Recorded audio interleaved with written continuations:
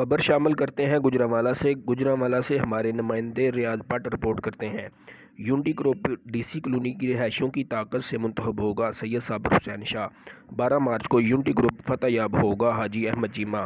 تفصیل کے مطابق معروف شخصیت احمد چیمہ اور سماجی شخصیت ڈاکٹر سید صابر حسین شاہ امیر جماعت اسلامی جنڈیالہ باغوالا نے پریس کلب کے ممبر اور صحافی ریاض بٹ سے خصوصی گفتگو کرتے ہوئے کہا ہے کہ 12 مارچ کو یونٹی گروپ ڈی سی کالونی کی رہائشیوں کی طاقت سے منتخب ہوگا۔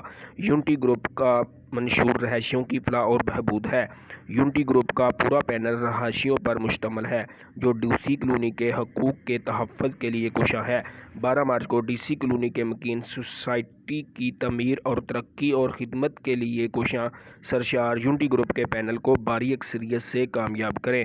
یونٹی گروپ کے نامزد امیدوار برائے صدر چودھری امتیاز احمد ساہی اور جنرل سیکرٹری عاطف افتخار چیمہ ہیں۔